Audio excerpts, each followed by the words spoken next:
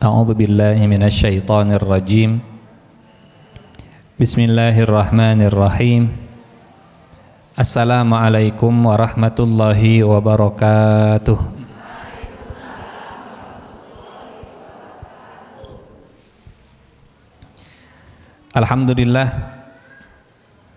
Alhamdulillahilladzi arsala rasulahu bil huda wa dinil haqqi liyudhhirahu 'alad dini kullihi wa kafa billahi syahida. Asyhadu an la ilaha illallah wahdahu la syarikalah wa asyhadu anna Muhammadan abduhu wa rasuluh. Allahumma salli ala sayyidina Muhammadin wa ala alihi wa ashabihi ajma'in. Allahumma la sahla illa ma ja'altahu sahla wa anta taj'alul hazna idza syi'ta sahla. Allahumma la ilma lana illa ma 'allamtana innaka antal alimul hakim. Allahumma 'allimna ma yanfa'una wanfa'na bima 'allamtana wa zidna ilman wa 'amalan ya rabbal alamin. Amma ba'du. Bu-ibu salihah, kumaha daramang sadayana sehat? Alhamdulillah. Keluarga sehat semua? Alhamdulillah. Sudah pada sarapan? Sudah, alhamdulillah. Alhamdulillahirabbil alamin, kita bersyukur nikmat Allah Subhanahu wa taala masih terus diturunkan tanpa henti, sedetik pun tidak berkurang. Mudah-mudahan kalau nikmatnya tidak berhenti diberikan, syukurnya pun tidak berhenti kita panjatkan, supaya Allah terus memberikan nikmat untuk kita, karena memang Allah sayang ke kita. Bukan hanya dikasih tanpa disayang, tapi dikasih karena memang sayang. Ada orang-orang yang dikasih tapi tidak disayang. Ada orang-orang yang dibuka pintu dunia tapi ditutup pintu akhiratnya. Ada yang diberikan kekuasaan, kekayaan, kemegahan, kelapangan, nikmat dunia, tapi tertutup hatinya untuk menerima nikmat akhirat. Mudah-mudahan Allah memberikan kita nikmat dunia dan kita gunakan untuk mengejar akhirat. Diberi nikmat usia, mudah-mudahan usianya semakin mendekatkan kita kepada Allah Subhanahu wa taala. Diberi nikmat sehat, mudah-mudahan sehatnya digunakan untuk berbuat baik, menjalankan ketaatan dan cari ilmu seperti yang kita lakukan hari ini. Salawat dan salam selalu terlimpah tercurah untuk junjungan kita Nabi Muhammad sallallahu alaihi wasallam. Contoh yang begitu luar biasa. Beliau dilantik dan didaulat sebagai rahmatan lil alamin, penebar kasih sayang, penebar rahmat untuk seluruh alam semesta. Mudah-mudahan kita bisa meneladani beliau sesuai dengan kemampuan kita di lingkungan sekitar kita, insyaallah. Bu-ibu salihah, kita doakan juga saudara-saudara kita di Palestina sana yang hari ini mereka sedang berjuang untuk kemerdekaannya. Karena sebagai orang Indonesia, sebelum sebagai seorang muslim, sebagai orang Indonesia, kita punya amanah menjalankan Undang-Undang Dasar. Sebagai orang Indonesia, kita sudah sepakat bahwa penjajahan di atas dunia harus dihapuskan karena tidak sesuai dengan peri kemanusiaan dan peri keadilan. Ya nusak upacara hungkul jadi apal. Taruh upacara moal apal. Kita teh ayat naon Ustad? Nah, sanes ayat eta mah. Itu pembukaan di Undang-Undang Dasar baris keberapa? Baris kahiji. Pembukaan bahwa sesungguhnya eta kudu apa? Muslim atau bukan, kalau orang Indonesia maka dia harus menjalankan amanah menghilangkan penjajahan di muka bumi. Walaupun Kristen, Buddha, Hindu, kalau warga negaranya Indonesia, maka wajib hukumnya menjalankan amanah sebagai warga negara Indonesia yang baik. Bukan warga negara Indonesia yang baik kalau tidak mendukung kemerdekaan negara atau saudara-saudara kita yang sedang dijajah. Itu sebagai warga negara. Sebagai muslim tentu lebih besar lagi. Kita muslim Indonesia, sebagai warga Indonesia saja punya kewajiban menjalankan amanah undang-undang pembukaan. Sebagai muslim Indonesia, kita wajib menunjukkan solidaritas terbaik, karena mereka pun menunjukkan solidaritasnya. Orang-orang Israel didukung penuh oleh pendukungnya, oleh negara-negara lain. Jangan sampai ukhuwah Islamiyah, persaudaraan sesama muslim, dikalahkan oleh hal-hal yang lainnya. Mudah-mudahan walaupun kita tidak ikut mengangkat senjata melawan musuh, tapi doa kita dan pena kita, tinta yang menggaretkan, mengguratkan, menggariskan ilmu di buku catatan kita, semoga tetesan tinta kita dinilai sejajar dengan tetesan darahnya para syuhada insyaallah. Karena para penuntut ilmu nilainya sejajar dengan orang yang sedang berjihad di jalan Allah Subhanahu wa taala. Bukan saya yang mengatakannya, tapi Allah yang menegaskannya. Allah tegaskan orang-orang yang sedang atau orang-orang di surat Yunus, di surat At-Taubah ayat ke-122. Surat 9 ayat 122. A'udzu billahi minasyaitonir rajim. Wa ma kana al-mu'minuna liyanfiru kaffah. فلولا نفر من كل فرقة منهم طائفة ليتفقهوا في الدين ولينذروا قومهم إذا رجعوا إليهم لعلهم يحذرون. Tidak sepatutnya orang-orang mukmin itu pergi semuanya ke medan perang. Jangan semuanya pergi ke Gaza. Tidak usah semuanya pergi ke Palestina.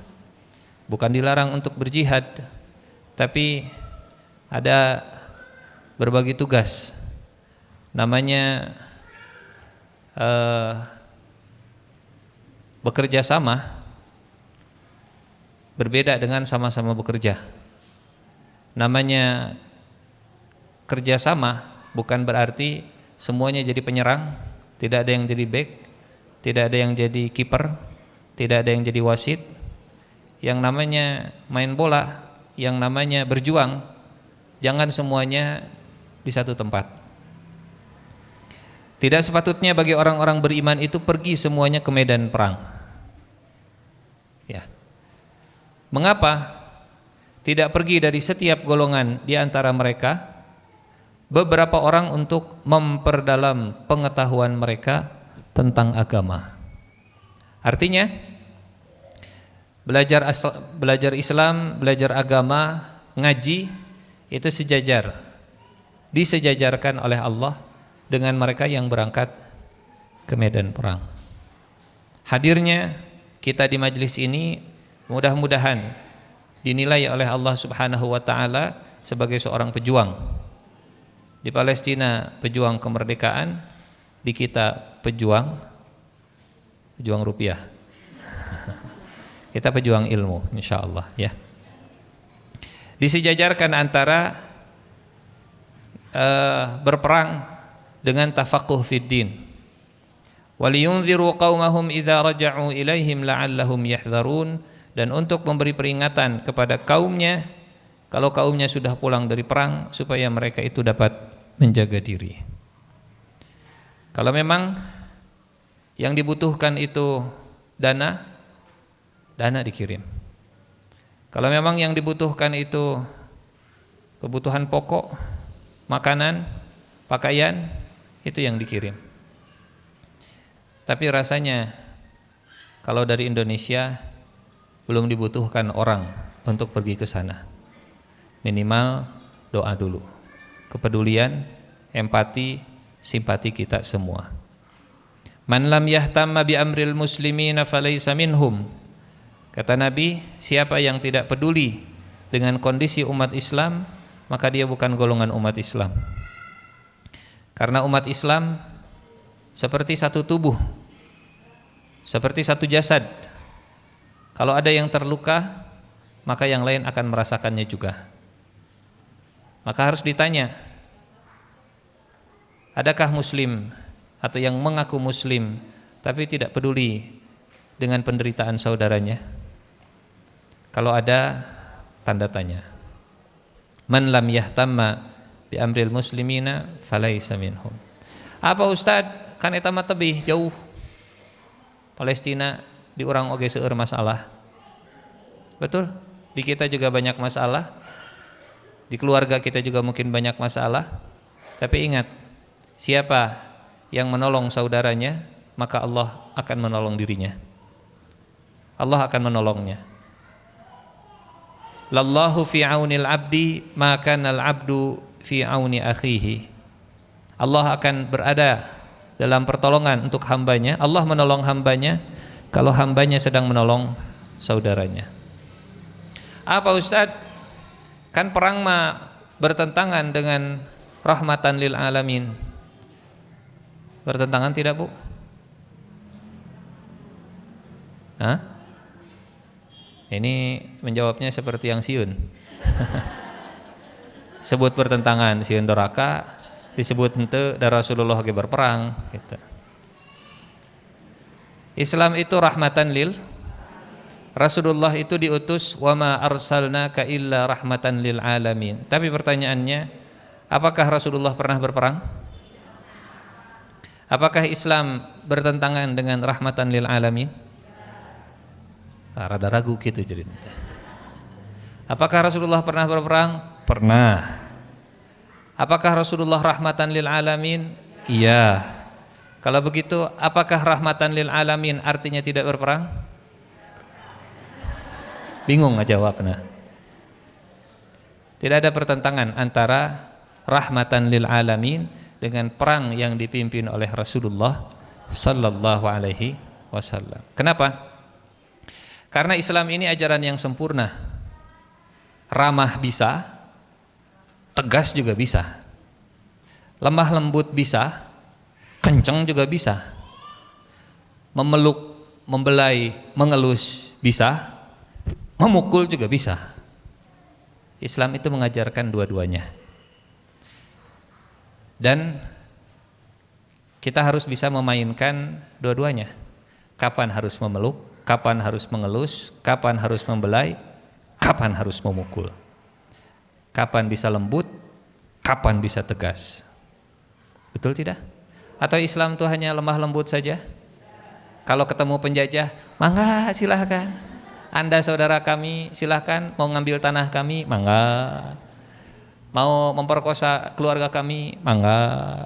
Mau membunuh anak-anak kami, mangga. Karena kita rahmatan lil alamin, maka ke penjajah pun harus rahmatan lil alamin.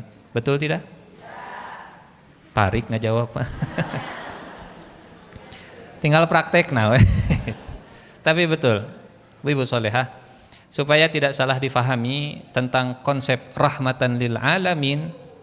Rahmatan lil alamin bukan berarti tidak mengenal ketegasan, kekuatan, asal sesuai dengan tempatnya dan proporsinya.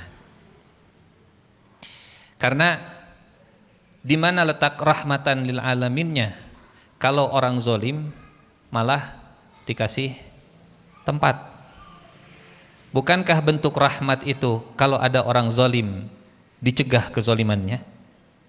Bukankah bentuk rahmat kalau ada penjahat dicegah kejahatannya? Bukankah termasuk rahmat kalau ada orang yang mau menjajah dilawan, dicegah penjajahannya. Betul tidak? Mana yang lebih rahmat?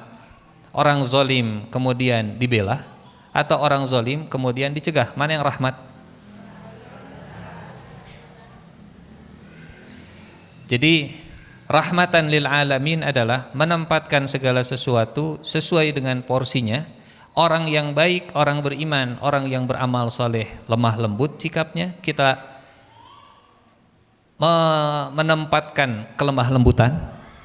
Tapi kalau ada orang zalim, kalau ada penjajah, kalau ada yang menyerang, kalau ada yang membunuh, kalau ada yang mencuri, maka sikap kita juga proporsional. Dan itu bentuk rahmatan lil alamin. Misal, kalau motor, nauzubillah min zalik. Kalau kita bawa motor, bawa mobil, mobilnya dicuri. Kira-kira hayang dikumahakeun ku ibu eta nu maling? Dipek-prek.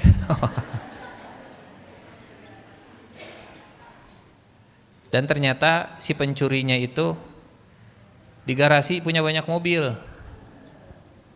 Bukan orang yang lapar, dia nyari untuk dijual misalnya. Yang mencurinya itu ternyata beunghar, kaya raya. Sementara kita cicilan pertama. Tapi sudah diambil, dicuri. Hayongna dikumahakeun eta nu maling. Tiba-tiba ada yang ngomong begini, misal, Bu, ibu kan muslimah, rajin ngaos, maafkan saja. Ini si pencurinya sudah ketangkep, maafkan saja, biarkan saja. Ari motornya sudah tidak ada. Terus dia gimana? Sudah maafkan saja. Kan ibu mah seorang muslim yang rahmatan lil alamin yang baik. Ridho tidak? Nah, tarik ngaca. Tidak. Jadi rahmatan itu, rahmah itu tidak selalu memanjakan. Rahmah tidak selalu mengelus dan membelai. Bahkan tegas juga termasuk rahmah. Memberikan hukuman kepada yang zalim juga termasuk kepada yang zalim ya. Ingat, kepada yang zalim termasuk rahmatan lil alamin. Maka kalau ada pertanyaan begini misalnya, punten ini kita lewat dulu. Mengapa sang penebar rahmat berperang? Mengapa Rasulullah sallallahu alaihi wasallam yang diutus sebagai rahmatan lil alamin berperang? Kita harus bisa jawab. Betul beliau itu rahmah, tapi beliau juga pernah berperang. Ini karena tema kita perang Badar ya. Kan kalau sebelum-sebelumnya tema kita itu dakwah. Pendekatan dakwah dengan pendekatan jihad di dalam Islam dua pendekatan yang agak berbeda. Apa bedanya? Kalau dakwah bagaimana caranya menarik hati orang supaya dia tertarik, supaya dia lembut hatinya, supaya dia terbuka, supaya hidayah datang. Itu pendekatan dakwah. Kalau pendekatan perang, pendekatan jihad, bagaimana orang yang mengganggu supaya berhenti. Kalau dia pakai kekerasan dan tidak mengerti dengan bahasa yang lemah lembut, maka pakai kekuatan. Sehingga bahasanya beda dengan bahasa dakwah. Bahasa dakwah itu bahasa mengajak, merayu, mengelus, membelai. Bahasa jihad, bahasa kencang. Dua-duanya adalah bahasa Islam. Tinggal mana yang paling tepat saat kita menghadapi situasi dan kondisi tertentu. Bahkan di dalam Al-Quran ini sebelum kita lanjutkan. Punten ya Bu ya, karena temanya tema perang, jadi mungkin agak sedikit berbeda bahasanya dengan bahasa sebelumnya. Bahasa dakwah seperti tadi, bagaimana orang itu disentuh hatinya. Kalau bahasa perang beda lagi. Saya mau tanya ke ibu-ibu ya, Bu, apa hukumnya membunuh? Ya, dosa. Apa hukumnya bikin kesel orang? Dosa? Apa hukumnya menipu? Apa hukumnya berbohong? Apa hukumnya kalau itu semua dilakukan saat perang? Tuh, beda pendapat ya. Sudah mulai beda pendapat para ulama. Apa hukumnya berbohong? Bagaimana kalau dalam perang? Hah? Boleh, harus, atau kumaha? Apa hukumnya menipu? Bagaimana menipu ketika berperang? Ini kayaknya siap jadi prajurit tempur semua. Ini semangat gitu nggak jawab. Nah, atau apa namanya, ingin menyalurkan kemampuannya dalam menipu. Apa hukumnya membunuh? Bagaimana hukumnya membunuh ketika perang?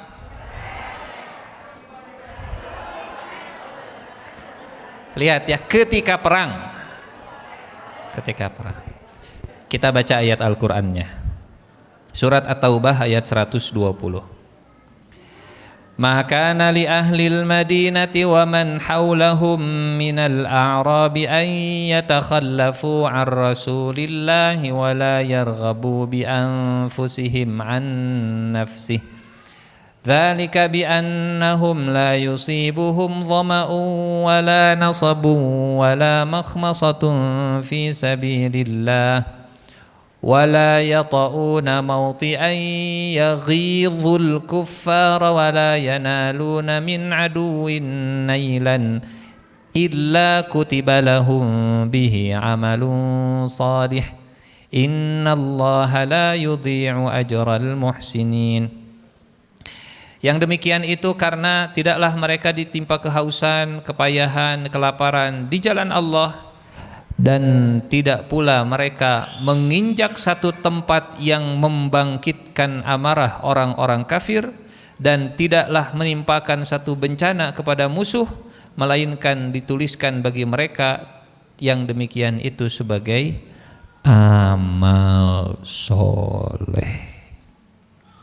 Dalam perang, amal solehnya berbeda dari di luar perang. Ini sikonnya, situasi kondisinya harus kita tetapkan dulu. Situasinya perang, maka kalau sedang perang bikin marah musuh termasuk amal soleh. Situasi perang bikin kesel musuh termasuk amal soleh. Perang ya, perang beda dengan sedang berdakwah.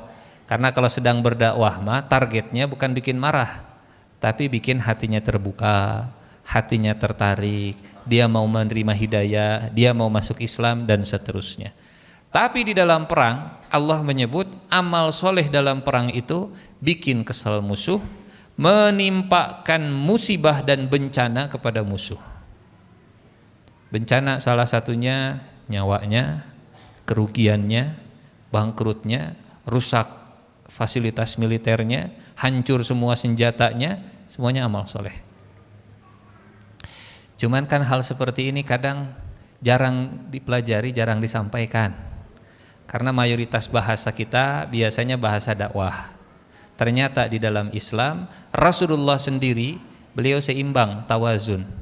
Kalau bahasa perang, maka bahasanya menimpakan bencana kepada musuh, membuat musuh marah.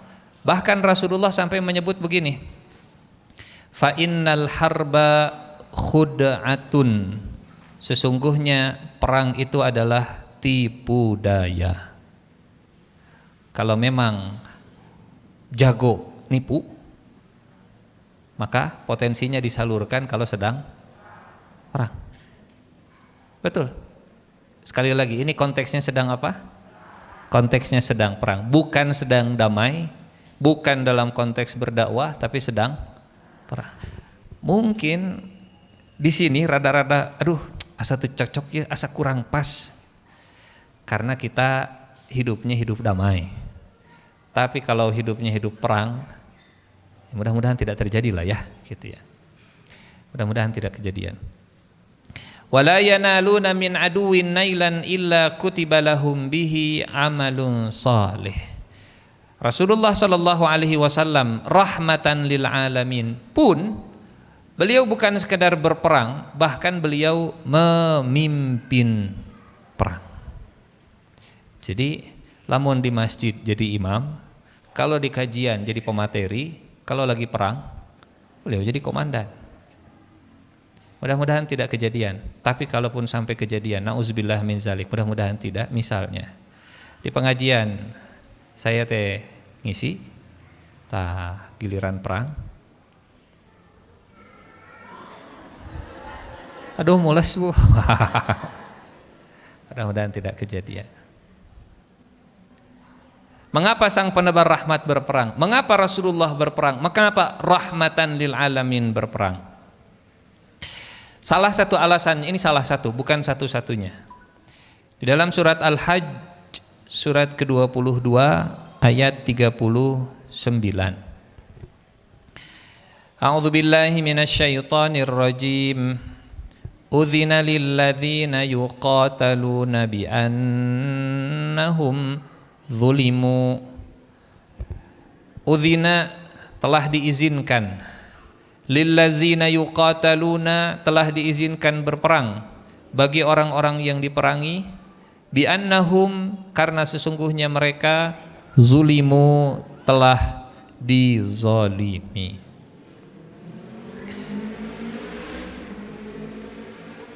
Bu punten, kalau Rasulullah di Mekah dizalimi tidak? Kalau para sahabat di Mekah dizalimi tidak? Dizalimi. Tapi kenapa Allah tidak perintahkan berperang? Padahal sama-sama dizalimi. Di Mekah selama 13 tahun berdakwah, dari usia 40 sampai usia 53, berdakwah 13 tahun di Mekah, Rasulullah itu dizalimi, dibuli, dihina, dicaci, sahabatnya dibunuh, disiksa, dibakar, ditusuk perutnya dan seterusnya, macam-macam. Tapi tidak ada satupun ayat dan perintah dari Allah di dalam Al-Quran, dan tidak ada cerita selama Rasulullah di Mekah ada perang. Ada.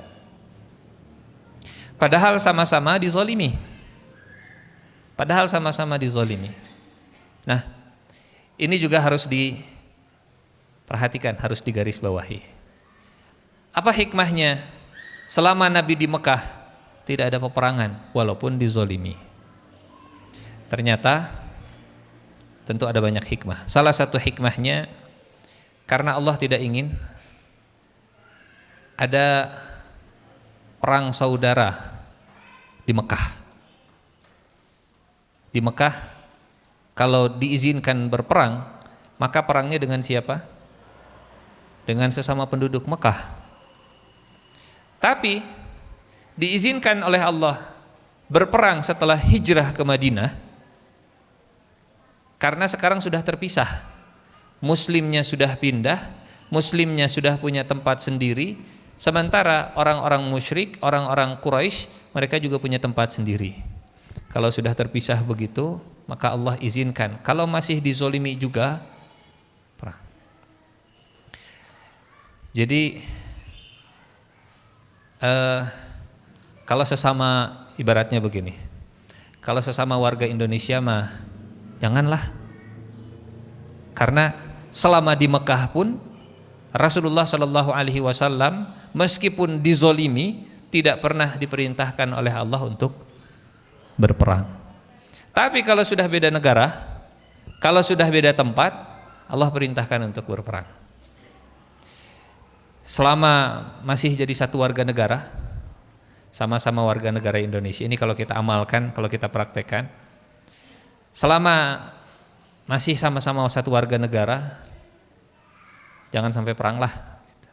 Jangan sampai ada perang saudara di Indonesia, perang antara suku Sunda dengan suku Jawa misalnya, atau orang Jawa dengan orang Sumatera, perang sampai ngangkat senjata, atau perang antara TNI dan Polri misalnya, atau perang antara Muslim dan Kristen, sama-sama warga Indonesia misalnya. Mudah-mudahan tidak terjadi. Tapi kalau misalnya, misal ternyata Australia teh memprovokasi, mengganggu Indonesia di Papua. Nah, lamun kitu mah sudah beda negara, hayulah babarengan. Kalau terjadi, tapi mudah-mudahan tidak terjadi. Uzina lillazina yuqataluna bi annahum zulimu, telah diizinkan berperang bagi orang-orang yang diperangi karena sesungguhnya mereka telah dianiaya. Siap Bu dengan tema hari ini? Siap? Kudu siap. Da Islam mah satu kesatuan. Islam bukan hanya tentang ibadah, bukan hanya tentang dakwah, bukan hanya tentang rumah tangga, tapi Rasulullah sallallahu alaihi wasallam yang mengajarkan Islam, beliau juga mengajarkan jihad, beliau juga mengajarkan ada kalanya umat Islam itu perlu mengangkat senjata untuk berperang melawan musuh dari luar. Dari dalam lain cerita, urusannya nanti kita cerita. Tapi kita mundur sedikit. Sebelum Rasulullah sallallahu alaihi wasallam berperang, perang Badar itu terjadi di tahun 2 Hijriah. 2 tahun setelah Rasulullah sallallahu alaihi wasallam hijrah ke Madinah. Selama 2 tahun sebelum terjadi perang, dan Rasulullah tidak tahu kalau 2 tahun lagi akan perang. Rasulullah enggak tahu. Dan tidak merencanakan kayak 2 tahun deh orang perang, enggak begitu ya. Selama 2 tahun setelah hijrah ini, setelah sampai ke Madinah, yang terus dilakukan Rasulullah sallallahu alaihi wasallam ada 6 hal. Ada 6 hal. Yang pertama, beliau membangun masjid. Ini sudah pernah kita sampaikan kayaknya ya, pertemuan sebelumnya. Beliau membangun masjid sebagai markas dan pusat aktivitas umat Islam. Kumpulnya di mana? Kumpulnya di masjid. Kenapa umat Islam dikumpulkannya di masjid oleh Rasulullah sallallahu alaihi wasallam? Supaya kita berkumpul dan yang mengumpulkan kita adalah yang punya rumahnya. Yang mengumpulkan kita adalah Allah Subhanahu wa taala, sehingga kita kumpul di rumah Allah Subhanahu wa taala. Kalau masjid difungsikan sesuai dengan fungsinya, umat Islam punya kekuatan yang sangat dahsyat, luar biasa. Ibu tahu hari ini salah satu tempat yang paling banyak dihancurkan oleh Israel apa? Masjid. Kenapa masjid? Karena pusat kekuatan umat Islam kumpulnya itu di masjid. Nauzubillah min zalik. Kalau misalnya ada perang, Indonesia misalnya dijajah ku mana Bu? Cina. Misal ya namanya, ada sahur ibu-ibu. Misal ya Indonesia misalnya dijajah Cina. Negara Cina. Ya, ke negara Cina. Ini mah misal ya, mudah-mudahan tidak kejadian. Maka tempat berkumpul umat Islam sebagai markas menguatkan spirit, menguatkan mental, menguatkan semangat juang, satu-satunya tempat di masjid, di rumah Allah Subhanahu wa taala. Dan itu yang dilakukan Rasulullah sallallahu alaihi wasallam. Masjid sebagai pusat segala aktivitas. Bahkan masjid pernah ditempatkan, dijadikan para sahabat tempat latihan gulat. Persiapan perang, latihan gulat di masjid. Rasulullah rumahnya samping masjid. Rasulullah lagi di rumah, buka jendela. Ini ada apa di masjid? Ternyata para sahabat sedang sparring, latihan gulat. Kata Nabi, Aisyah, sini, ada apa? Sini kita nonton bareng. Nobar. Betul. Rasulullah dengan Siti Aisyah nobar para sahabat yang sedang latihan di masjid. Pipinya nempel ke pipi Nabi, dagunya di pundak Nabi. Ibu pernah sih gak kia ke suami? Tenan naon ayeuna oge atuh. Tenan naon. Atau kalau nontonnya di rumah nyender gitu ke samping. Suami sendiri ya Bu ya Kade. Si bahaya. Lama Rasulullah dan Siti Aisyah nonton, kata Nabi, sudah selesai nontonnya? Kata Siti Aisyah, belum. Nonton lagi. Sudah selesai nontonnya? Kata Siti Aisyah, belum. Padahal kata Siti Aisyah setelah cerita, sebetulnya mah sudah sih. Cuman pengen nempel begitu.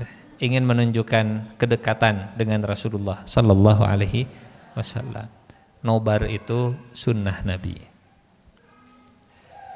Walaupun tidak harus ke bioskopnya punya. Nobar naon begitu ya. Nobar orang lewat, Pak tingali aya motor lewatnya. Pak tingali aya cak-cak di luhurnya. Nonton bareng.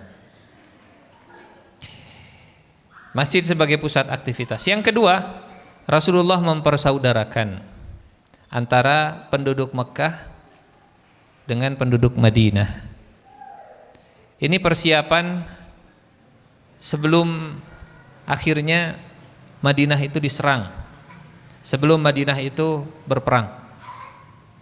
Karena jangan harap menang perang kalau tidak ada persatuan, kalau tidak ada kebersamaan, kalau ikatan antar muslimnya renggang, lemah, gampang diadu domba. Akhirnya seperti zaman penjajahan dulu, politik divide. Allah banyak ahli sejarah di sini. Sigana tamat ya belajar sejarah Indonesia. Politik belah bambu begitu. Dan Rasulullah mempersaudarakan supaya umat Islam itu tidak dibelah dari dalam, tidak dipecah dari dalam. Banyak jumlahnya, tapi kalau gampang dipecahnya, walaupun musuhnya itu sedikit, kalah. Sedikit jumlah umat Islamnya, tapi kuat persatuannya, kuat ukhuwahnya, walaupun besar musuhnya, insya Allah bisa dikalahkan. Ada markas, ada persatuan. Yang ketiga, ada piagam Madinah. Piagam Madinah itu seperti undang-undang dasar bagi seluruh penduduk Madinah. Isinya mengatur hak dan kewajiban penduduk Madinah. Salah satu isinya piagam Madinah, kalau Madinah diserang, maka seluruh penduduk Madinah, yang Muslim, yang Yahudi, yang musyrik, semuanya wajib mengangkat senjata membela kota Madinah, membela negeri Madinah. Kalau Madinahnya diserang. Tapi kalau di piagam Madinah memang tidak ada kesepakatan kalau misalnya kita harus menyerang keluar, itu nggak ada. Kalau Madinah diserang, semua harus membela. Tapi kalau kejadian perangnya di luar Madinah, poin ini tidak ada. Makanya poin ini diingat-ingat ya Bu ya. Poin ini nanti yang ditanyakan oleh Rasulullah ke para sahabat, masuk jadi adendum begitu ya, jadi tambahan dalam perjanjian. Di piagam Madinah, semua penduduk Madinah boleh menjalankan agamanya masing-masing dan dilindungi oleh undang-undang. Mirip seperti pasal berapa kalau di kita? Pasal 29 ayat ke, oh iya jago PPKN hungkul ya. Pasal 29 ayat 1 bahwa negara apa?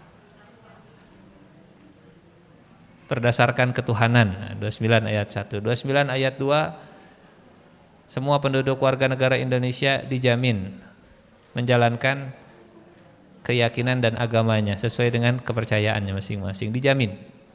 Di piagam Madinah juga ada. Di piagam Madinah ini artinya seluruh penduduk Madinah warga negara kelas 1. Tidak dibedakan apakah kulitnya putih, kulitnya hitam, semua sama haknya, semua sama kewajibannya. Yang muslim wajib membayar zakat. Yang bukan muslim wajib membayar jizyah. Jizyah itu harta yang diserahkan, mirip-mirip pajak lah. Tujuannya untuk pertahanan, untuk melindungi negeri, karena negerinya dipimpin oleh umat Islam, dipimpin oleh Rasulullah sallallahu alaihi wasallam. Dari muslim zakat ditarik, dipungut oleh negara zakatnya. Dari yang non muslim namanya jizyah. Namanya jizyah. Setara semuanya, seimbang. Bahkan Rasulullah mewanti-wanti, siapa yang mengganggu orang kafir zimmi. Kafir zimmi itu orang kafir yang tinggal di bawah perlindungan orang Islam, orang kafir yang tinggal di negara yang mayoritasnya muslim. Siapa yang mengganggu kafir zimmi, maka di akhirat dia akan berhadapan dengan Rasulullah sallallahu alaihi wasallam. Haram hukumnya mengganggu orang Kristen yang tinggal damai dengan kita. Yang tinggal dengan damai, haram hukumnya. Kalau mengganggu mereka, siap-siap kita berhadapan dengan Rasulullah sallallahu alaihi wasallam di akhirat. Kafirnya kafir zimmi. Karena kafir walaupun sama kafir, tapi tingkatannya beda-beda. Ada kafir zimmi, ada kafir harbi. Kafir harbi dia kafir tapi dia memerangi kita. Dia kafir tapi dia menodongkan senjata ke kita. Dia kafir tapi dia mengganggu kita. Itu namanya harbi. Kalau zimmi, dia kafir tapi dia baik. Dia kafir tapi dia akur, ramah, akrab. Kafir zimmi sejajar hak dan kewajibannya dengan muslim dalam bernegara. Haram hukumnya mengganggu kafir zimmi, enggak boleh. Dan kalau ada muslim yang mengganggu kafir zimmi, maka muslim yang mengetahuinya harus amar ma'ruf dan nahi mungkar, tidak boleh diganggu. Jelas ini ya, supaya kita bicara perang, tapi hak dan kewajiban yang sudah digariskan oleh Allah, yang sudah ditetapkan oleh Rasulullah tetap dijaga. Tetap dijaga. Sampai mana tadi? Piagam Madinah. Ada markasnya di masjid, persatuannya kuat, kemudian ada aturan yang mengatur tentang kebersamaan, menjaga kebersamaan. Yang keempat, database-nya juga terjaga. Datanya itu lengkap. Rasulullah punya data penduduk Madinah, yang muslim berapa, yang kafirnya berapa, yang dewasa berapa, yang bisa mengangkat senjata berapa, yang punya kemampuan pedang berapa, yang punya kemampuan perang siapa, yang punya kuda berapa. Disensus oleh Nabi, diperintahkan untuk dikumpulkan datanya selengkap-lengkapnya. Karena jangan berharap menang perang kalau data nggak kita pegang. Apalagi kalau sekarang perangnya itu perang data sekarang mah. Bu, kalau ayo nanya, kita misalnya nggak tahu ada kota namanya Canberra di Australia.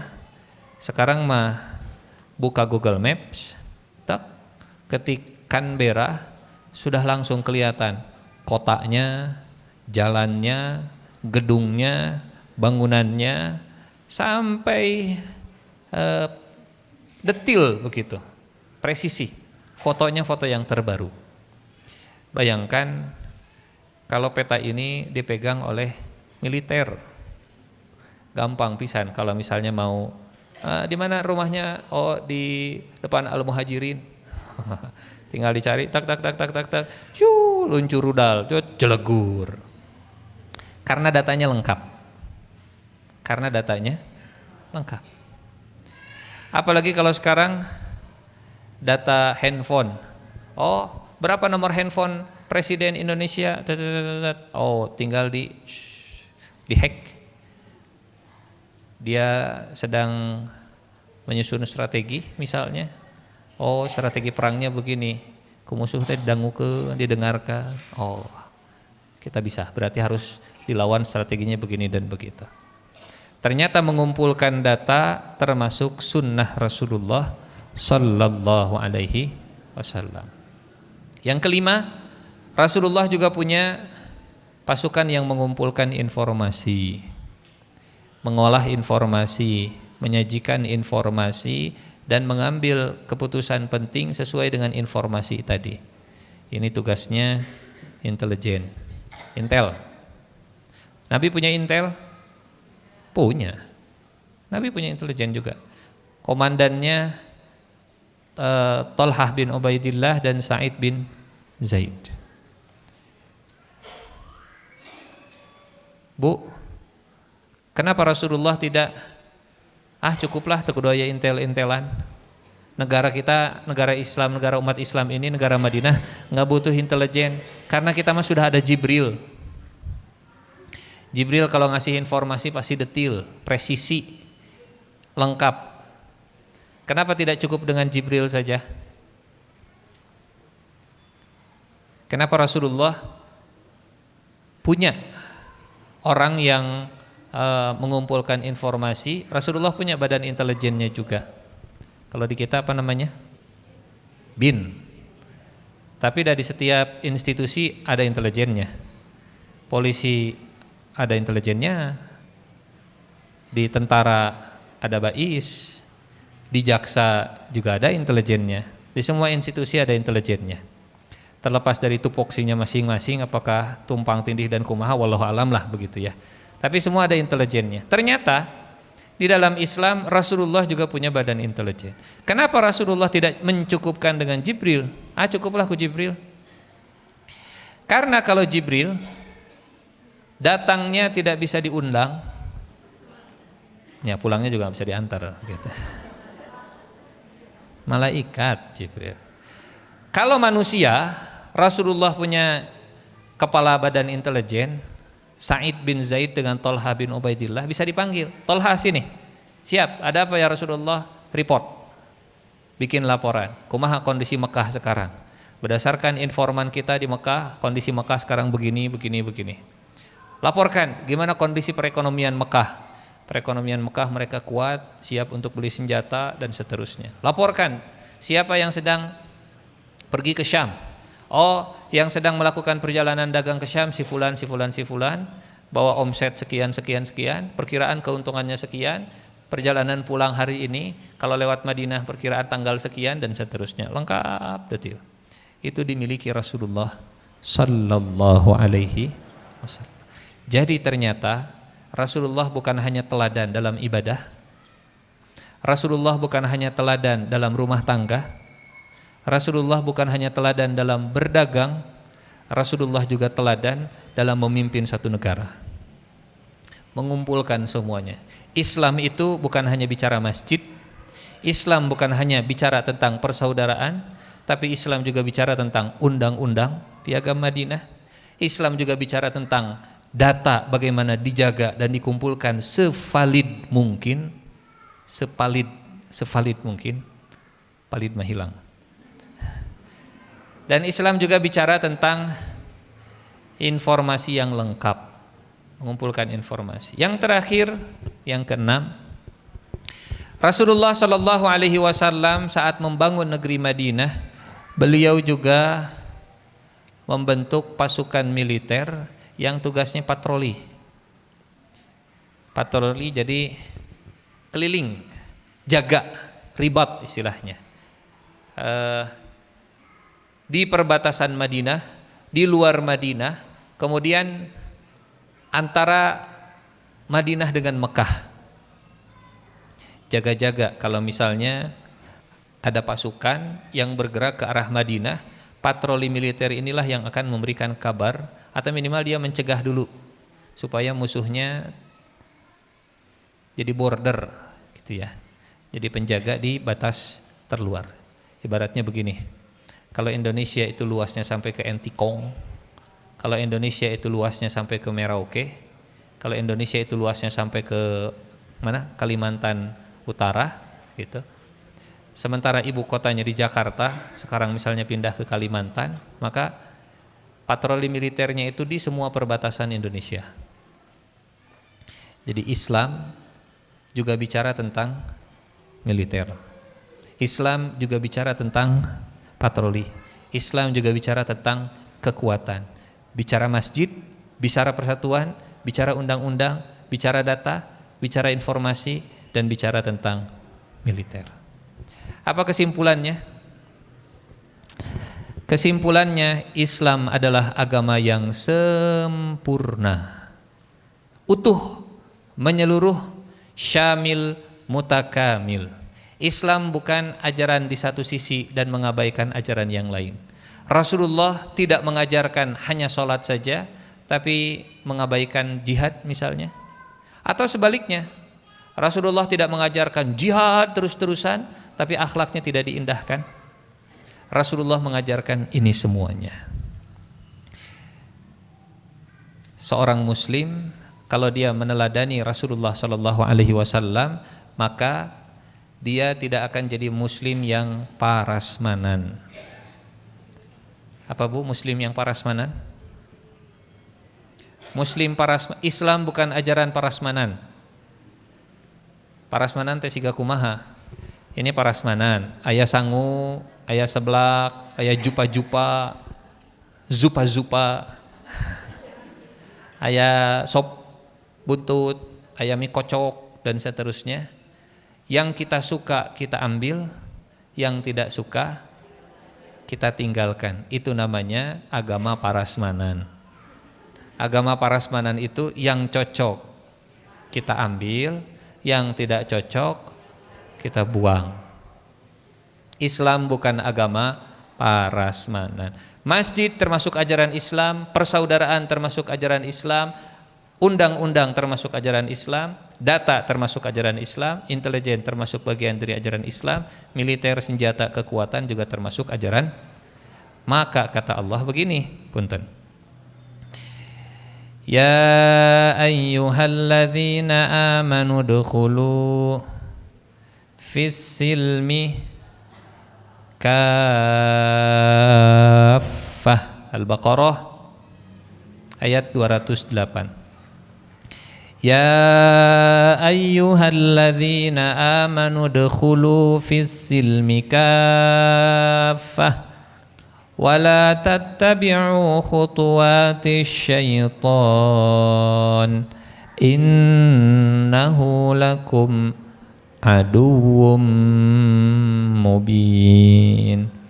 Wahai orang-orang yang beriman, masuklah kamu ke dalam Islam keseluruhan. Ustadz, berarti kita teh kudu semuanya. Kalau mengamalkan semampunya, tapi kalau menerima konsep dan ajarannya seutuhnya. Beda ya Bu ya. Kalau menerima semuanya, kalau mengamalkan, misal begini, rukun Islam ada 5, 5-5-nya harus kita terima, tapi kalau mengamalkan yang mampu. Kalau tidak mampu zakat, kumaha deui. Kalau tidak mampu haji, kumaha deui. Tapi saya percaya 5-5-nya termasuk ajaran Islam. Betul? Ajarannya diterima, tapi urusan mempraktekkannya sesuai dengan kemampuan. Termasuk naon? Termasuk semuanya. Semuanya. Ada di Islamnya, kita terima itu bagian dari Islam. Tapi dah Pak Ustadz, ibu mah teu tiasa ngamalkeun teh moal kiatnya teu naon. Kira-kira apa itu Bu? Jihad. Jihad contohnya, haji contohnya, zakat contohnya, dan jihad contohnya. Kita menerima itu ajaran Islamnya, itu bagian dari ajaran Islam. Tapi ibu mah tiasa ngamalkeun, belum mampu, sudah selesai. Daripada misalnya begini, jihad mah bukan bagian dari ajaran Islam, itu bahaya. Zakat mah bukan bagian dari ajaran Islam, itu bahaya. Kita menerima tapi mengamalkannya sesuai kemampuan. Contoh, potong tangan bagi pencuri, ajaran Islam bukan? Merajam orang yang berzina, ajaran Islam bukan? Ajaran Islam. Tapi Pak Ustadz, kita belum mampu melaksanakannya. Saya tidak menolak hukum itu, tapi dalam prakteknya kita belum siap. Nggak masalah, lain cerita begitu ya. Pak Ustadz, saya tahu nutup aurat itu kewajiban di dalam Islam. Saya terima itu dan saya dosa karena saya tidak menutup aurat. Tapi saya belum mampu nutup aurat, tapi saya tahu itu wajib. Itu lebih baik daripada nutup aurat mah sudah tidak zaman. Menolak ajaran Islam itu lebih buruk daripada menerima ajarannya meskipun kita belum bisa mengerjakannya. Beda ya Bu ya, antara yang menolak dengan belum sanggup untuk mengamalkannya. Harus dipisahkan. Hukumnya tidak bisa disamaratakan, tidak bisa dipukul sama. Pak Ustadz, terang abg Pak Ustadz, mabok teh haram. Tapi kumaha tuh udah kecanduan. Canduan ini teh sudah berusaha sedikit demi sedikit dikurangi, doakan ya Pak Ustadz, mudah-mudahan bisa meninggalkan semuanya. Itu jauh lebih baik daripada haram-haram naon lah gitu. Daripada menolak sama sekali hukum Islam. Sampai ke mana tadi teh? Oh iya. Ya ayyuhalladzina amanu dukhulu fis-silmi kaffah. Masuklah kalian ke dalam ajaran Islam seutuhnya. Terima seutuhnya, amalkan semampunya. Terima seutuhnya, amalkan semampunya. Tidak mampu, jangan kemudian jadi tidak mau menerima yang utuh. Sama sebaliknya juga. Katakan yang dosa itu dosa meskipun kita melakukannya. Karena kalau kita mengatakan yang dosa itu dosa, mudah-mudahan Allah membantu kita taubat dari perbuatan dosa. Daripada mengatakan yang dosa itu tidak dosa, kita jadi susah taubatnya. Kenapa susah taubatnya? Ya karena kita merasa itu bukan dosa. Betul? Katakan yang salah itu salah walaupun kita masih melakukan kesalahannya. Mudah-mudahan Allah membantu kita bertaubat dari kesalahan. Daripada mengatakan yang salah itu benar, akhirnya jadi susah taubatnya. Susah taubatnya, susah untuk benarnya. Kesimpulannya, saat Rasulullah membangun negeri Madinah, beliau mengajarkan tentang keutuhan ajaran Islam. Satu kesatuan yang tidak bisa dipisahkan. Jangan jadi muslim parasmanan. Islam bukan ajaran parasmanan. Terima seutuhnya, amalkan semampunya. Nah, tema kita hari ini tadi muqaddimah ya Bu ya. Muqaddimahna sajam. Kenapa harus dimuqaddimahi dulu? Karena temanya tema perang. Kalau nggak ada muqaddimah, rewas. Sebagaimana para sahabat, mereka juga sebelum perang 2 tahun itu muqaddimah dulu. Persiapan membangun negeri Madinah. Tema kita hari ini Yaumul Furqan, hari pembeda. Kenapa disebut hari pembeda? Karena Allah yang menyebutnya di dalam Al-Quran, Yaumal Furqan, Yaumal Taqal Jam'an. Allah menyebut Perang Badar itu di dalam Al-Quran dengan sebutan hari pembeda. Ini istilah Al-Quran. Wa'alamu dalam surat atau Al-Anfal ayat 41. wa'lamu annama ghanimtum min syai'in fa anna lillahi khumusahu walirrasuli walidhil qurba wal yatama wal masakin wa ibnis sabil in kuntum amantum billahi wa ma anzalna ala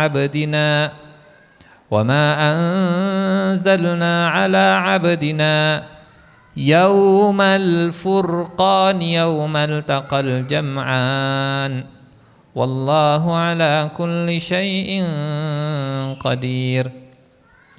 Ketahuilah, apapun yang kalian peroleh dari ghanimah atau rampasan perang, maka pembagiannya 1/5 untuk Allah, Rasul, kerabat, anak yatim, orang miskin, dan ibnu sabil. Tapi tidak disebutkan sisanya. Kenapa?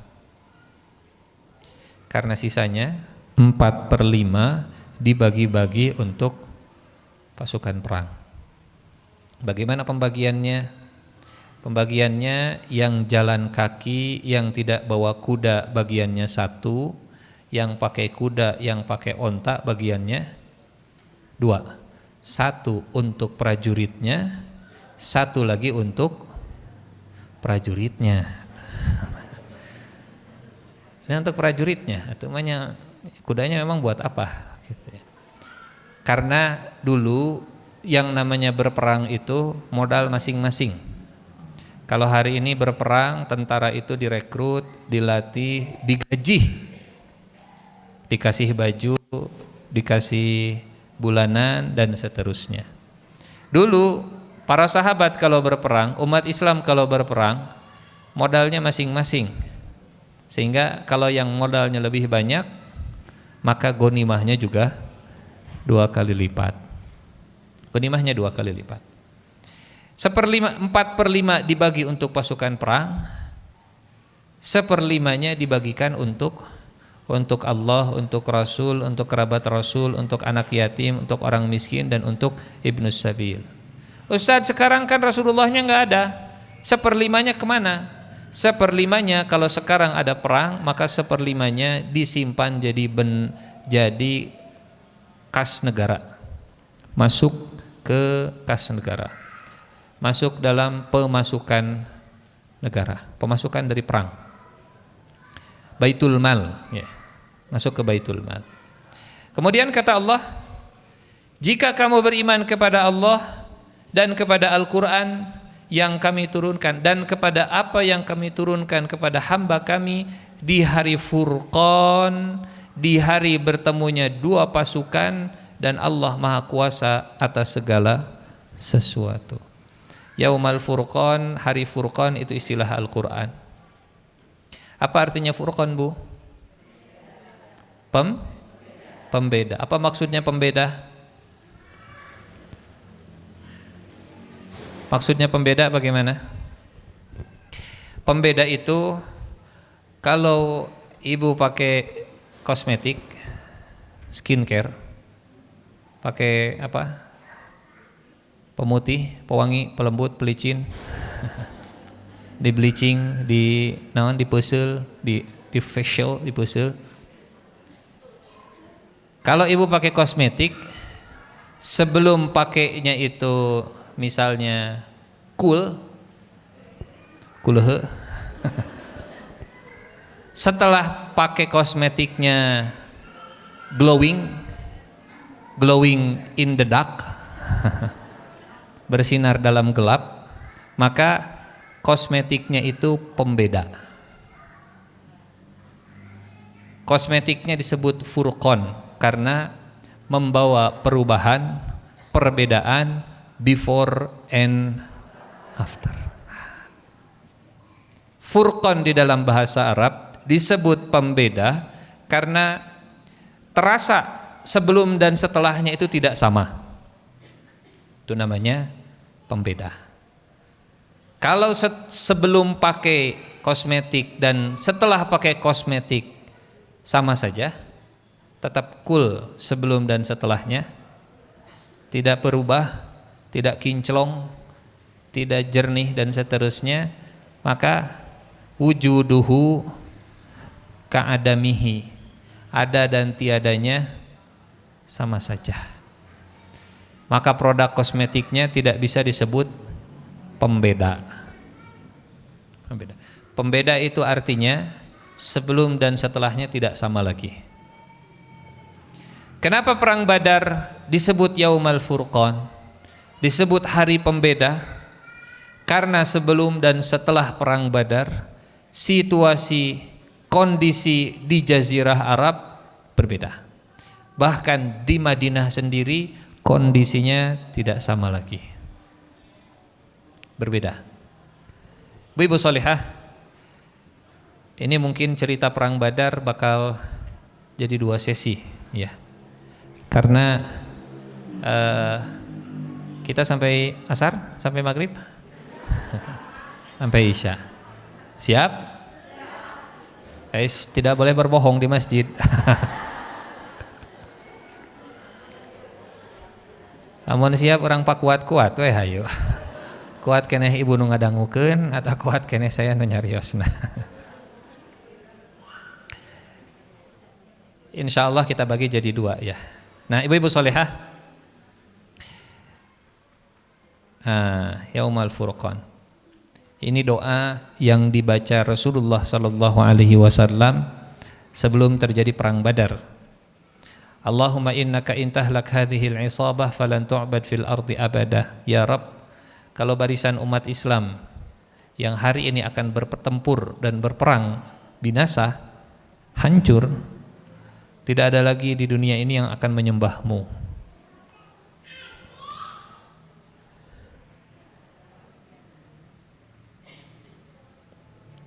Bolehkah berdoa dengan nada rada maksa? Atau kalau berdoa begini, ya Allah, kalau berkenan ampunilah dosa-dosaku. Mana yang benar? Ya Allah, ampuni dosaku ya Allah. Atau ya Allah, kalau berkehendak, kalau berkenan, ampunilah dosaku ya Allah. Mana yang lebih sesuai syariat? Mana yang lebih benar? Yang pertama, yang kedua? Yang pertama itu mana?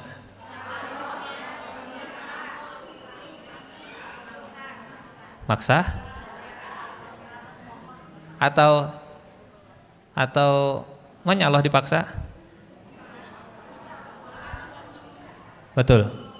Kata Rasulullah sallallahu alaihi wasallam, dilarang berdoa kepada Allah seperti yang kagok begitu, ragu. Ya Allah, kalau berkehendak ampunilah dosaku. Enggak. Wal ya'zim fil mas'alah. Akan tetapi pakai azimah kalau berdoa. Ya Rabb, ampuni dosaku. Ya Rabb, turunkan kemenangan. Ya Rabb, jangan kau persulit kami. Ya Rabb, mudahkan urusan kami. Karena tidak ada yang bisa memaksa Allah subhanahu wa ta'ala. Dan kalau berdoa, jangan berprasangka buruk. Apa itu prasangka buruk? Bentuk prasangka buruk. Contoh suudon ke Allah dalam berdoa. Kumaha contohna? Ya Allah, moal seueur-seueur teuing abi manyungkeun hati Allah. 1000 we.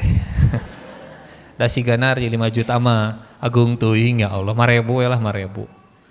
Termasuk suuzon ke Allah kalau membatasi kemampuan Allah dengan pikiran kita. Termasuk prasangka buruk, suuzon ke Allah saat dalam berdoa. Saat berdoa, kemampuan Allah kita batasi dengan pikiran kita. Jika nama rada hese ieu mah diijabahna nya. Ya Allah, biaslah motor tahun 2000 genap ge lah. Beri kami motor tahun 2000 genap ya Allah, da ari motor 2023 mah sigana rada hese nya diijabahna. Suuzon ke Allah. Makanya lihat di dalam Al-Qur'an, semua doa itu, semua doa yang Allah abadikan di dalam Al-Qur'an nampak seperti mustahil menurut manusia, tapi tidak ada yang mustahil menurut Allah subhanahu wa ta'ala. Kalau berdoa husnuzon ke Allah, apa bentuknya? Kumaha carana husnuzon ke Allah?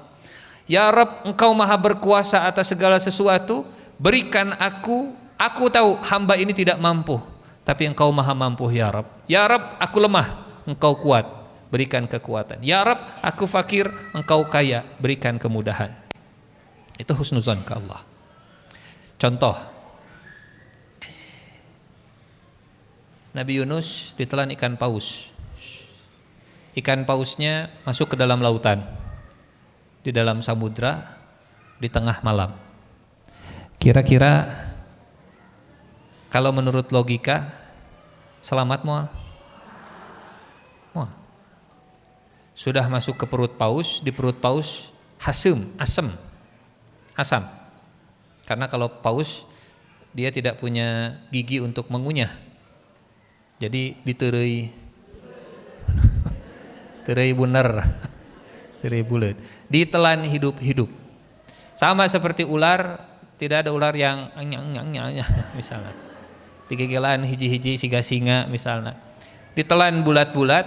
Bagaimana bisa hancur makanan di dalam perut? Ada asamnya, zat yang asam yang menghancurkan. Nabi Yunus kebayangnya lamun paus kudu ngegel misalnya teh meureun keram. Ikan paus kan kalau makan sekali nelan itu bisa beratusan kilo. Oh, langsung. Di dalam perut paus Nabi Yunus belum tentu bisa selamat karena begitu asamnya tinggi. Yang kedua, Nabi Yunus ada di dasar samudra. Bu, masih ingat KRI Nanggala? Kapal laut Indonesia yang tenggelam ke dasar samudra remuk. Masih ingat? Masih saat KRI Nanggala hancur padahal besi. Karena makin dalam tekanannya makin besar. Bayangkan kalau manusia. Bayangkan kalau misalnya Nabi Yunus di dalam perut paus, pausnya masuk ke dasar samudra, dikeluarkan, hancur. Atau Nabi Yunus dikeluarkannya di tengah lautan, di tengah samudra. Nah, susah. Kalau capek, haus, minum air laut makin haus. Berenang ke permukaan, ke pantai jauh. Gitu. Zulumat, 3 kegelapan, gelapnya perut, gelapnya samudra, dan gelapnya malam hari. Tapi Nabi Yunus tidak pernah putus asa dari rahmat Allah Subhanahu wa ta'ala. Padahal kalau logika, kalau nalar, kalau akal, nggak mungkin bisa selamat. Nabi Yunus terus berzikir, la ilaha illa anta subhanaka inni kuntu minaz zalimin. Zikir ini adalah zikir yang dibaca oleh Nabi Yunus selama di dalam perut paus, zikir yang penuh dengan harapan, zikir yang penuh dengan permohonan, minta diampuni dosa-dosanya, kemudian meyakini tidak ada ilah, tidak ada daya, tidak ada upaya, tidak ada yang punya kekuatan kecuali Allah Subhanahu wa ta'ala.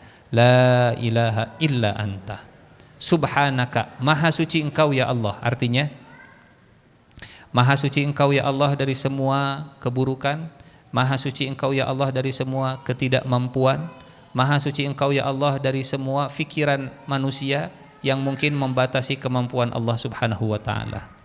Menurut manusia mustahil selamat, maha suci Allah dari kelemahan, tidak mampu menyelamatkan hambanya. Subhanaka inni kuntu minaz zalimin. Selamat Nabi Yunus. Jadi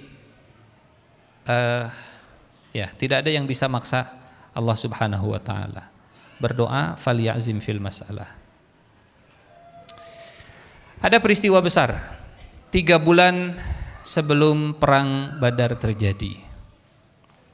Sekali lagi Bu ya, saat itu Rasulullah belum tahu bakal ada perang, dan Rasulullah tidak merencanakan untuk berperang. Hari ini kita bisa bilang 3 bulan sebelum perang, tapi kalau kita jadi sahabat, peristiwa biasa saja, peristiwa besar, tapi tidak tahu kalau ini erat hubungannya dengan persiapan perang. Apa peristiwa 3 bulan sebelum perang? Ada perubahan arah kiblat. kiblat berubah dari Masjidil Aqsa ke Masjidil Haram sekitar 3 bulan sebelum perang Badar. Apa hikmahnya?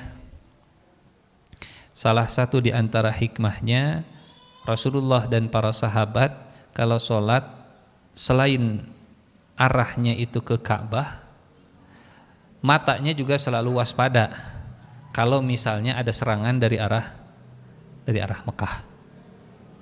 Ada makna ini, ada makna persiapan peperangan.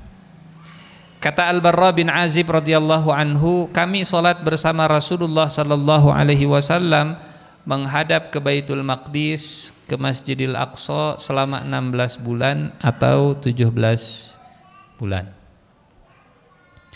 Kemudian kami berpaling menghadap Ka'bah.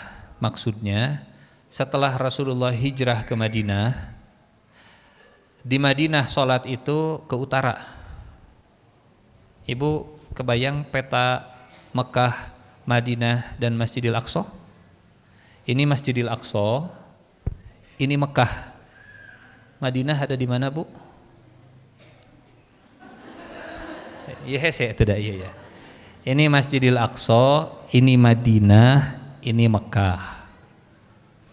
Dulu kiblat itu ke Masjidil Aqsa. Selama Rasulullah di Mekah, kiblatnya ke utara, ke Masjidil Aqsa.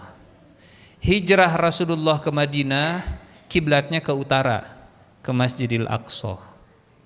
Setelah Rasulullah di Madinah, ada perasaan Nabi itu pengennya kiblat itu ke Ka'bah.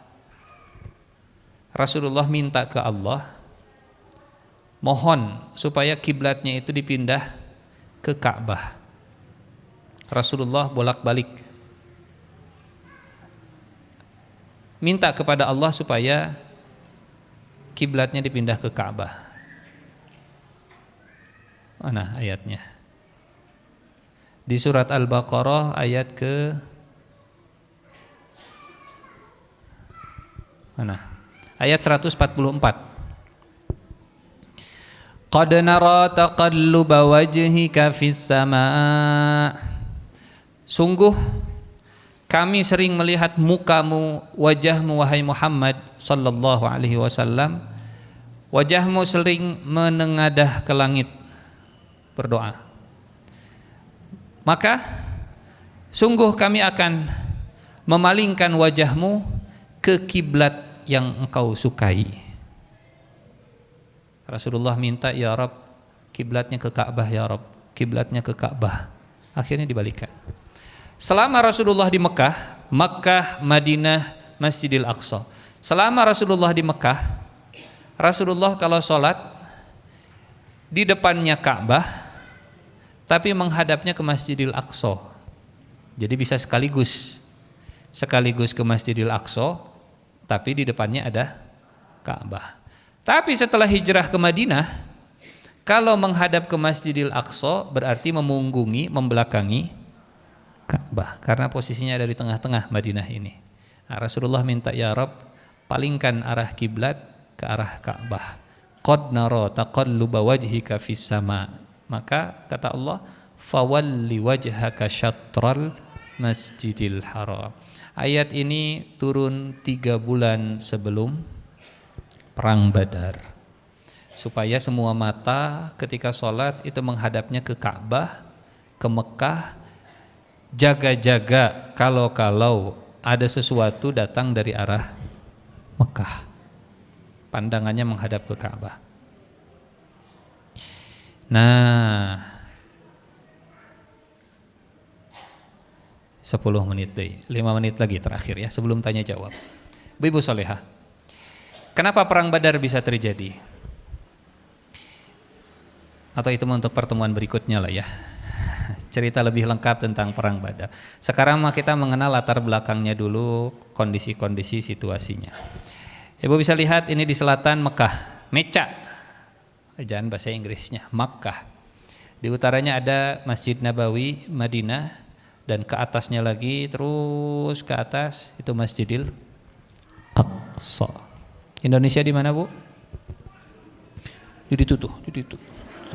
Di aya kantong itu tuh di Asia Tenggara Selatan. Makanya kita kiblatnya menghadap ke timur laut. Rada-rada utara, rada-rada ke timur. Tidak pas ke utara banget, karena kalau ke utara mah ke IKN kiblatnya. Kalau ke barat kiblatnya ke mana? Ke ujung kulon, ke Banten. Kita tidak ke barat banget kiblatnya ya. Kita juga nggak ke utara banget. Kalau lihat di Kompas sekitar 295 derajat. Kalau begini kan 270.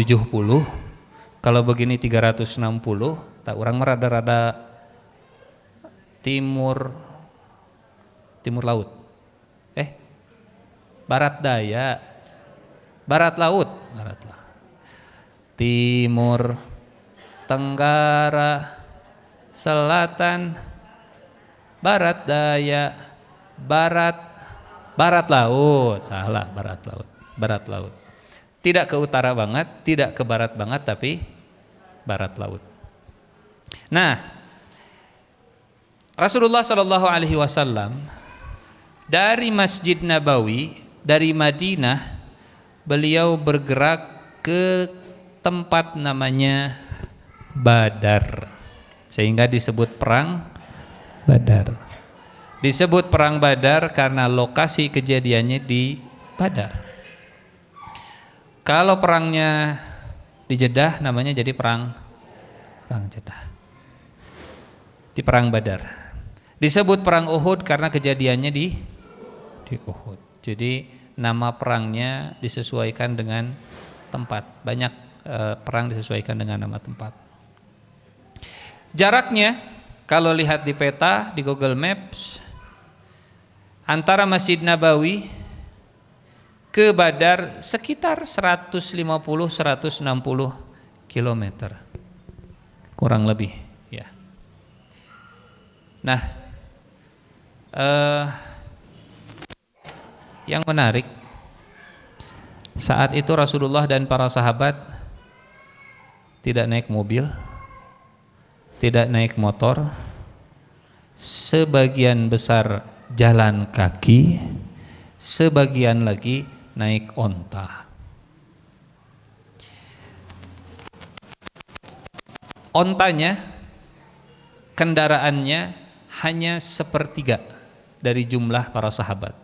Para sahabat jumlahnya ada 313 orang. 313 orang, sementara ontanya itu sekitar 80-an. Sekitar kurang lebih lah, sepertiganya. Sementara jarak 150 kilo. Bu, kira-kira apa yang bakal dilakukan Rasulullah Sallallahu Alaihi Wasallam? Sebagian bawa onta, sebagian jalan kaki. Kira-kira Rasulullah bakal ngasih perintah bagaimana? Yang bawa onta masing-masing. Ingat, waktu itu perang modalnya masing-masing. Onta sendiri. Jalan kaki berarti nggak punya onta. Jalan kaki berarti tidak punya kuda. Gitu. Kira-kira apa yang bakal dilakukan oleh Rasulullah Sallallahu Alaihi Wasallam? Percaya atau tidak, ternyata Rasulullah memerintahkan supaya satu onta berbagi tunggangan dengan 2 orang lainnya. Berarti satu onta digilir naiknya 3 orang. 1 yang punya, 2 yang tidak punya. Pertanyaannya, kalau ibu bawa onta sendiri, kira-kira mau tidak berbagi dengan yang lain? Dan akhirnya ibu yang bawa onta kudu jalan kaki. Pak Ustad nahan teu keptil we? Keptil tereng keptilu. Hah? Cartil. Tartil, naon tartil? Tarik tilu. Ya, tarik tilu, keptil, reng keptilu. Kasihan ontanya. Kalau ontanya dinaiki 3 orang jaraknya 160 kilo atau kudanya dinaiki 3 orang 160 kilo, nggak bisa dipakai perang nanti, atau nggak bisa dipakai pulang, kudu diservis heula. Ridho tidak kalau harus jalan kaki padahal ontanya punya kita? Nah, mataknya bukan kita yang jadi sahabat Nabi ya. Kata Nabi, setiap onta, setiap kuda digilir, setiap pemilik onta cari 2 orang sahabat, cari 2 orang teman. Kalau selama 2 tahun tidak dibangun persaudaraan, mal bisa. Mungkin begini, orang nu boga namanya orang kudu lempang. Nah, ternyata ayeuna hitung-hitungan ya Bu ya, kita hitung-hitungan. Jaraknya 150 km misal, biar gampang. Jaraknya 150 kilo. 1 onta digilir 3 orang. Berarti 1 orang berapa kilo naik ontanya? 50. Berapa kilo jalan kakinya?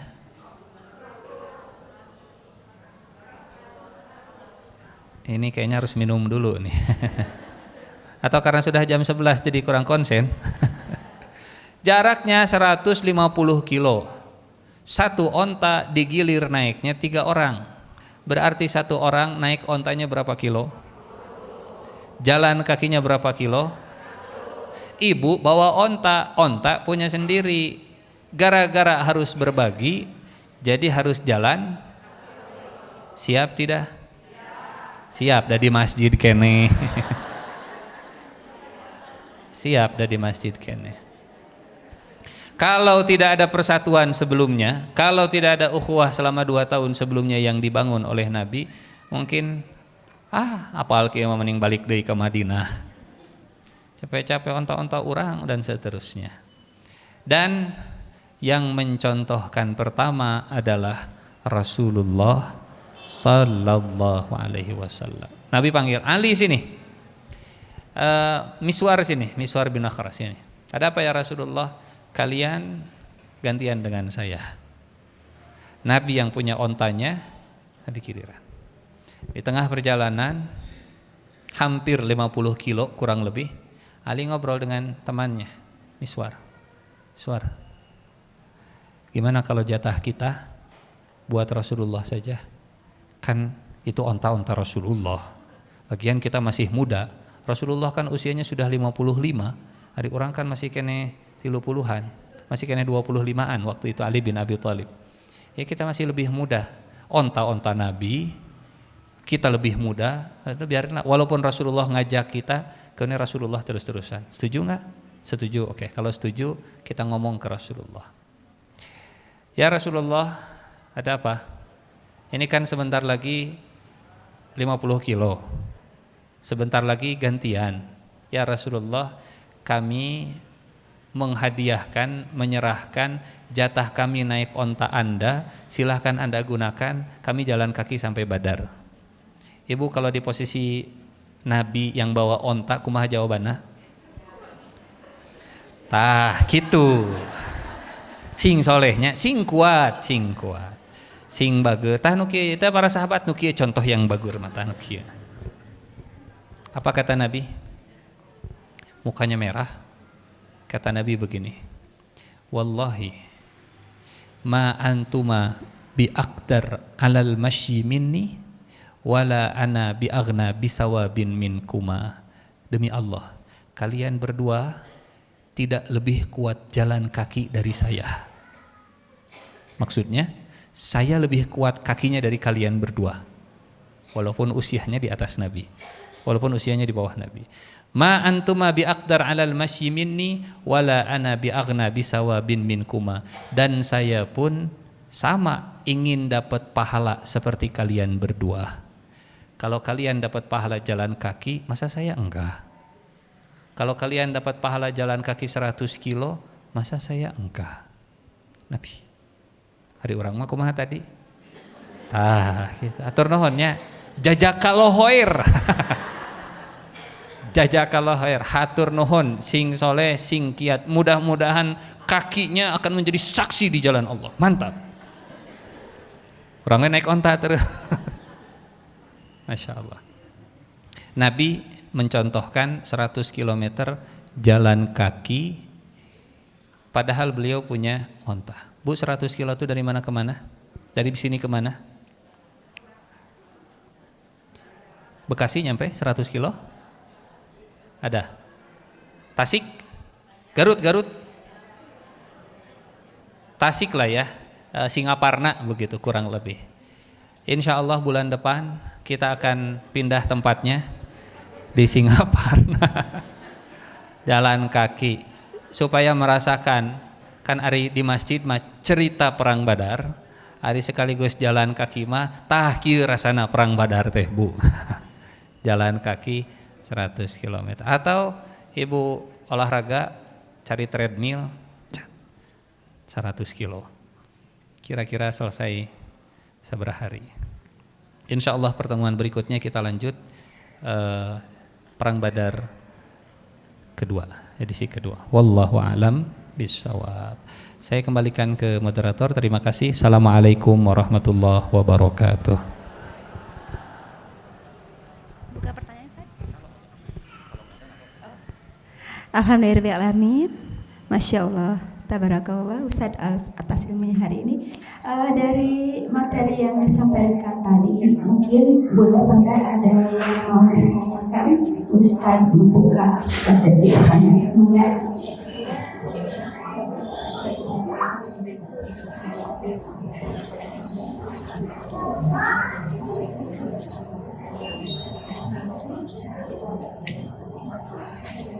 Assalamualaikum warahmatullahi wabarakatuh. Pak Ustadz, saya mau tanya, tapi di luar tema. Saya mau tanya, apa maksud dari surat An-Nisa ayat 158 yang artinya, tetapi Allah telah mengangkat Isa ke hadiratnya. Arti hadirat itu seperti apa? Ya, terima kasih. Wassalamualaikum warahmatullahi wabarakatuh. Surat An-Nisa ayat 158. A'udzubillahi minasyaitonirrajim. Bismillahirrahmanirrahim. Bal rafa'ahu Allahu ilaihi wa kana Allahu azizan hakima. Tetapi yang sebenarnya Allah telah mengangkat Isa kepadanya, dan adalah Allah Maha Perkasa, lebih Maha Bijaksana. Ayatnya tentang pengangkatan Nabi Isa ke sisi Allah Subhanahu wa Ta'ala. Apa maksudnya Ustaz sisi Allah? Di mana tepatnya sekarang Nabi Isa, hanya Allah yang tahu. Sama seperti kalau ada orang meninggal dunia, dia sudah kembali kepada Allah. Inna lillahi wa inna ilaihi raji'un. Kembali kepada Allah itu maksudnya Allah Ustaz. Kan jasadnya mah ada di sini. Ruhnya kalau dia baik, dia akan dibawa ke atas ilmiyin, dikembalikan lagi. Kemudian dia akan melihat pintu langit terbuka, kuburnya dilapangkan dan seterusnya. Kembali kepada Allah, ruhnya digenggam oleh Allah Subhanahu wa Ta'ala. Sama seperti kita tidur, sebenarnya saat kita tidur, ruh kita itu kembali ke Allah. Sama seperti meninggal dunia, kalau dia masih hidup maka ruhnya dikembalikan lagi. Kalau dia meninggal saat tidur maka ruhnya tidak akan dikembalikan. Itu sebabnya doa mau tidur adalah doa orang mau mati. Kumaha doa mau mati? Bismika Allahumma ahya wa bismika. Itu sebabnya doa bangun tidur, doa orang bangun dari mati. Alhamdulillahilladzi ahyana ba'da amat. Segala puji bagi Allah yang telah menghidupkan kami setelah mematikan kami. Jadi bagaimana Nabi Isa diangkat ke sisi Allah, ke hadirat Allah Subhanahu wa Ta'ala? Hakikatnya, realnya hanya Allah yang tahu. Karena Nabi Isa ketika diangkat oleh Allah, bukan hanya ruhnya saja. Kalau kita tidur yang tarik itu kan ruhnya saja. Kalau kita meninggal dunia yang diangkat itu ruhnya saja. Kalau orang mati yang dicabut oleh malaikat ruhnya saja. Fisiknya mah ada di sini. Tapi Nabi Isa ketika diangkat, fisik dan ruhnya diangkat ke langit. Belah mana langitnya? Apakah di planet Mars, Merkurius, Venus dan seterusnya? Hanya Allah yang tahu. Atau Ustaz, berarti kalau Nabi Isa diangkat dengan fisiknya, berarti Nabi Isa masih hidup, masih. Atau kalau masih hidup butuh makan. Di mana di langit kayak makanan? Ya makanan semuanya di bumi. Allah ceritakan kisah pemuda Kahfi supaya jadi pelajaran. Allah mampu dan bisa, walaupun umurnya 300 tahun, tapi dia tidak makan selama 300 tahun. Betul? 300 tahun tapi tidak makan. Kita yang makan 300 tahun baru sarapan jam 7, jam 12 tidak makan saja sudah ini bukan cacing deh, 9 naga di sini sudah memberontak. Bayangkan 300 tahun tidak makan, sehingga Allah Maha Berkuasa, Maha mampu ya. Walaupun diangkat dengan fisiknya dari ribuan tahun yang lalu, Allah bisa membuat Nabi Isa misalnya tidak makan, atau mungkin makan tapi makanannya kita nggak tahu bagaimana. Wallahu a'lam bishawab. Masih lagi Ustaz? Bismillahirrahmanirrahim. Terima kasih kepada pembicara. Pak Ustadz tadi dikatakan bahwa apabila kita melakukan sesuatu yang haram itu ya haram, kalau enggak ya haram, artinya tidak mampu. Nah, bagaimana dengan kaitannya dengan haram itu dengan bank, istilah bank konvensional kan sebagai itu mengatakan itu haram. Nah, terus akhirnya bermunculan ke bank syariah atau bank muamalah dan seperti itu. Tapi ada sebagian ulama juga yang mengatakan walaupun itu bank syariah atau bank Islam, itu bukan bank konvensional misalkan, tetap itu ada bagi hasil di dalam tabungan, deposito dan lain sebagainya. Itu apa bedanya walaupun mungkin kadar dari hasilnya itu kecil, tidak seperti sebesar bank konvensional? Apakah itu juga tidak lebih parah? Yang sebenarnya itu haram tapi seolah-olah itu dihalalkan dengan bank-bank syariah atau bank Islam yang sekarang sudah haram jadi BSI lah, yang amanah dan lain sebagainya. Karena di situ tetap ada hasil yang dikatakan itu riba. Bagaimana meneruskan? Apa perbedaannya transaksi ribawi dengan transaksi syariah? Misal, ini langsung pakai ya. HP saya, misal, Bu, kalau ibu beli handphone saya mau jual handphone saya bisa 10 juta. Oke, 10 juta handphone saya ini saya siap jual dengan cara dicicil selama 10 bulan. Setiap bulannya seberapa? 1 juta. Setiap bulannya 1 juta. Apa Ustaz? Abdi mah tidak dua artos. Soal itu, kamu ibu koyong mah, angkut belah. Ibu datang misalnya ke seseorang, Pak, pada nama artos, sabaran kan? 10 juta. 10 juta. Yang nama, yang share handphone sudah bisa. Sabaran itu 10 juta. Dicicil setiap bulan 1 juta. Kata bapak pertama, kata orang pertama, saya kasih pinjam 10 juta, ibu ya. Nanti ibu kembalikan uangnya 12 juta. Saya kasih pinjam 10 juta, nanti saya Nanti saya minta kembaliannya 12 juta. 12 jutanya apa nih? Kayaklah saya cari orang kedua. Kata orang kedua begini, ibu perlu kayak apa? Perlu kayak artos. Sabarah 10 juta. Yang mana? Yang share HP. Oh, yang share HP. Atau skill ya tuh. Bu, handphonenya Pak Ustaz, kok ambil share? Sabarah Pak Ustaz handphonenya 10 juta Pak. Oh, 10 juta. Dibeli ke bapak yang kedua, Bu, saya jual handphone ini ke ibu. Tapi saya jual ke ibu dengan harga 12 juta. Kok ada yang dicicil?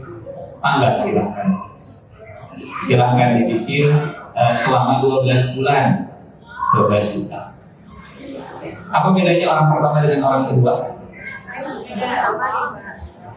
Orang pertama ngasih pinjam 10 juta, tapi nanti minta kembali 12 juta. Orang kedua menjual barangnya langsung 12 juta. Langsung 12 juta. Apa bedanya orang pertama orang kedua? Kalau orang pertama akadnya itu pinjam meminjam uang, kalau orang kedua akadnya itu jual beli, walaupun secara nominal jumlahnya sama. Nah, sejauh yang saya ketahui, akad dalam transaksi syariah itu bukan pinjam meminjam uang, tapi dibelikan barangnya, dijual ke Anda dengan cara dicicil, tapi nanti saya dapat untung dari situ. Saya dapat untung dari tambahan uangnya. Kalau ini pinjam meminjam, kalau ini transaksi jual beli. Walaupun mungkin secara nominal pada akhirnya jumlahnya ya 12 juta, ya 12. Atau bahkan karena di sini jualan cari untung mungkin lebih mahal misalnya. Jadi 12 juta di dia mah 13 misalnya, ayah selisih lebih dari 1 juta. Nah, yang saya ketahui transaksi syariah itu di dalam Islam akadnya bukan meminjamkan uang, tapi menjual barang dan mengambil keuntungan dari jualan barangnya tersebut. Kalau memang akadnya seperti itu yang ada di transaksi syariah, maka transaksi demikian tidak disalahkan, dibolehkan, dibenarkan. Secara nominal sama, tapi mungkin secara akad akan berbeda. Secara jumlah mungkin boleh jadi bukan sama, boleh jadi lebih mahal bahkan. Boleh jadi lebih mahal dibandingkan yang ini, tapi ini akadnya jual beli, ini akadnya pinjam meminjam uang. Ibu hoyong rumah, Bang, namun kartos lah, sabaraha 500 juta, Pak 500 juta, kembalikan 700 juta ya. Bang, nambut uang lah, jangan rumah, kemana rumahnya, nungeta, jangan uangnya lah, sok lah rumahnya jangan ibu, tapi ibu nyicilnya ke saya. Sabaraha, saya jualnya 700 juta, 700 juta, sama kita kesini 700 juta, kita kesini juga, apa bedanya? Kalau ini minjem uang dikembalikan lebih, kalau ini beli barang dicicil ditambah dengan untung yang dia. Itu yang saya pahami mungkin ya. Wallahu a'lam bishawab. Adapun dalam prakteknya misalnya ada skema yang masih nyerempet misalnya, kita doakan mudah-mudahan terus bisa diperbaiki, semakin sempurna, semakin lebih dekat dengan wallahu a'lam bishawab. Masya Allah, Barakallahu Ustaz, terima kasih atas penjelasannya. Berhubung waktu sudah berjalan siang, kemudian dibatasi 2 pertanyaan dulu untuk hari ini. Insya Allah pertemuan yang akan datang bila ada pertanyaan singkat saja Bun ya seputar perang Badar ini, karena kita akan berlanjut mungkin di perang Badarnya di dua sesi ya Bun. Terima Ustaz Barakallahu atas ilmunya hari ini. Semoga semakin menambah kecintaan kita kepada Rasulullah SAW. Semoga kita terus mengikuti teladannya, sunnah-sunnahnya, sehingga kita terus memperbaiki ibadah-ibadah kita untuk hari-hari selanjutnya. Mungkin ini saja untuk pertemuan kita hari ini. Mudah-mudahan sebelum acara ini saya tutup ada beberapa pengumuman pengumuman yang akan saya sampaikan. Yang pertama, untuk kajian pekan depan bersama Ustaz Andri mengenai tazkiyatun nafs, ya Bun ya.